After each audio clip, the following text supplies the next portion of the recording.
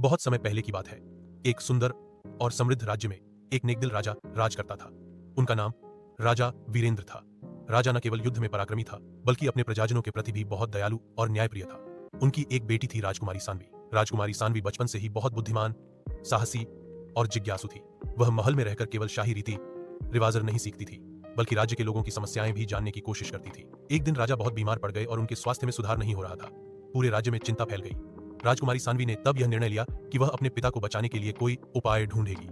महल के पुरातन ग्रंथों में उसने एक जड़ी बूटी के बारे में पढ़ा, सजीवन पुष्प, जो केवल हिमालय की ऊंचाइयों पर पाया जाता था और जो किसी भी बीमारी का इलाज कर सकता था। राजकुमारी ने साहस दिखाया और अकेले ही उस कठिन यात्रा पर निकल पड़ी। रास्ता बहुत खतरनाक था, बर्फीली घाटियां, जंगली जानवर और कई पहेलियां, परंतु उसकी बुद्धि, साहस और एक साधु से प्राप्त आशीर्वाद ने उसे मदद दी। आखिरकार उसने वह पुष्प ढूंढ निकाला और वापस महल लौट आई।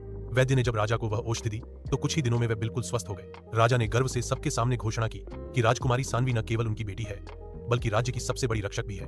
कुछ वर्षों बाद जब राजा ने राजपाट छोड़ने का निर्णय लिया तो उन्होंने सानवी को राज्य की रानी घोषित कर दिया। रानी सानवी ने अपने शासनकाल में राज्य को और भी समृद्ध और न्यायप्रिय बनाया और इस तरह वह एक महान रानी के रूप में जानी गई, जिसने अपने साहस, बुद्धि और प्रेम से सबका दिल जीत लिया। सीख: यह कहानी हमें सिखाती है कि साहस, बुद्धिमानी और सेवा भाव से किसी भी कठिनाई को पार किया जा सकता है। एक सच्चा राजा या रानी वही होता है जो अपने लोगों की भलाई के लिए सब कुछ दांव पर लगाने को तैयार हो। अगर आप